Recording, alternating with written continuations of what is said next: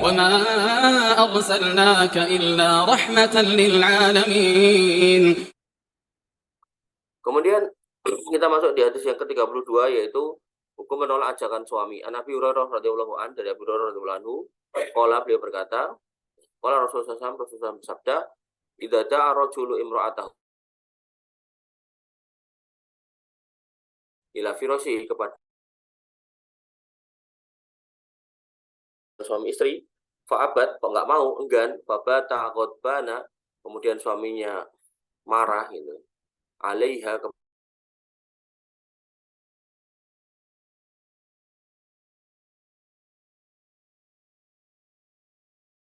ya. Sehingga yang harus kita pahami adalah, ya, seorang laki-laki dan sebenarnya juga seorang wanita juga sama, punya kebutuhan, maka ada kebutuhan yang bisa dilakukan sendiri, ada kebutuhan yang tidak boleh dilakukan sendirian. Misalnya seorang suami, ya toh, pengen bikin kopi, dia bisa sendiri mungkin. Tapi kalau urusan, ya, hubungan suami istri, gitu, tentu, ya, dia nggak bisa melakukan sendiri. Dia harus bersama dengan istrinya. Oleh karena itu, maka sekiranya seorang istri mungkin dalam kondisi kurang bergairah, gitu kan, maka ya permasalahannya bukan kepada istrinya, tapi kepada suaminya ini. Gitu. Karena khawatirnya seorang laki-laki kalau kemudian kebutuhannya tidak disalurkan dengan baik dan benar, gitu, dia kemudian mencari jalan yang salah, gitu. Ya, mencari jalan yang salah. Gitu. Oleh karena itu istri bisa berdosa dalam hal ini ketika suami sampai jatuh di jalan yang salah. Gitu. Nah, ibaratnya kalau kemudian belum nikah aja nggak boleh kok mencari jalan yang salah, apalagi sudah menikah. Gitu. Makanya dalam perzinahan itu ada zina muhson, zina ghairu muhson. Kalau zina yang dilakukan oleh orang yang belum menikah, hukumannya dicambuk 100 kali, diasingkan dari kampung itu ke tempat lain selama 1 tahun. Gitu. Tapi kalau kemudian dia sudah nikah, maka hukumannya dirajam. Oh, ini orang belum nikah, tapi udah pernah berzina, pernah dicambuk gitu kan. Terus sekarang berzina lagi, ya berarti yang kedua dirajam. Gitu. Nah, sehingga yang harus kita pahami adalah apa? Hukuman dari seorang pelaku zina itu kan sangat berat gitu ya. Maka ketika sudah menikah, apalagi sudah menikah, itu tambah berat lagi, yaitu dirajam sampai mati gitu. Maka seorang wanita atau seorang istri harusnya gitu, paham dengan kondisi seperti itu. Namanya berumah tangga, kalau kemudian pasangan kita ada kebutuhan, ya kita kemudian usahakan. Bagaimana seorang suami ya paham kalau istrinya itu punya perut, pasti lapar kalau nggak makan, dia suami ini yang suami yang baik loh ya. Itu pasti akan bekerja keras gimana caranya memenuhi kebutuhan hidup gitu kan.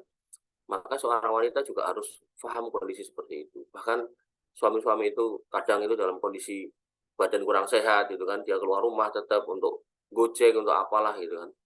Tadi malam saya lihat ada sebuah video reel itu, ada bapak-bapak yang udah kena kanker gitu kan, sampai di kemo mukanya, entah kanker apa saya nggak ngerti, gitu, mukanya sampai serem gitu, karena udah rusak lah itu.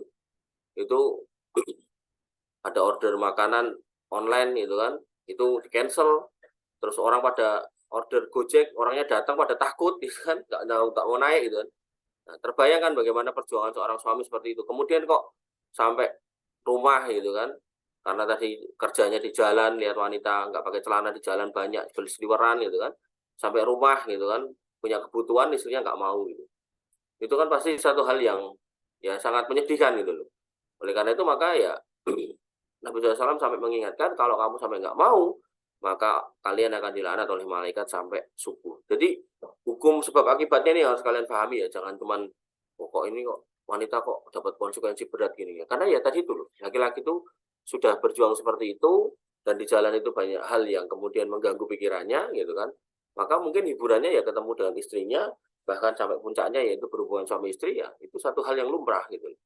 Dan di mana-mana saya sampaikan bahwasanya hubungan suami istri itu ibarat ada amplop dan ada perangko, maka hubungan suami istri itu adalah lemnya gitu. Kalau nggak ada lemnya, maka perangko nggak akan pernah nempel gitu. Oleh karena itu kalau memang rumah tangga ini sudah mulai jarang ada hubungan suami istri, ya toh, sama sekali jarang itu, maka ya rumah tangga ini udah nggak ada gunanya.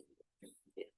Dulu ada seorang wanita yang punya kasus gitu kan, itu entah gimana awal ceritanya, pokoknya seorang wanita ini sudah nggak mau melayani suaminya gitu, selama 2 tahun bahkan. Nah, masalah itu sampai ke telinga saya gitu. Terus saya bilang sama yang bercerita itu, ya sebaiknya mendingan cerai gitu. Kenapa? Karena kalau malam suaminya minta, wanita ini menolak, maka dilaknat sampai pagi. Nah ini selama 2 tahun wanita ini dilaknat. Nah kalau dilaknat kan berarti dia akan jauh dari rahmat, jauh dari hidayah, jauh dari keselamatan itu. Oleh karena itu maka daripada seorang wanita ini melakukan seperti itu kepada laki-laki, mendingan bubar gitu. Daripada saling menyakiti gitu. Walaupun tidak secara fisik dalam artian dipukuli atau gimana, tapi ya itu kondisi yang sangat-sangat ini loh, apa namanya, kurang pas gitu. Akhirnya bercerai wanita itu. Dan suaminya katanya saya dengar katanya mau nikah lagi gitu. Kalau istrinya belum ada kabar mau nikah lagi, mantannya itu, si wanitanya. Ya, itu lebih baik daripada kemudian harus bersama tapi kemudian setiap saat menolak bahkan sampai bertahun-tahun. Ini hal yang kurang baik. Wallahu taala alam. Demikian yang bisa kita sampaikan dan kita diskusikan. Kurang lebih mohon maaf. Assalamualaikum warahmatullahi wabarakatuh. Assalamualaikum warahmatullahi wabarakatuh.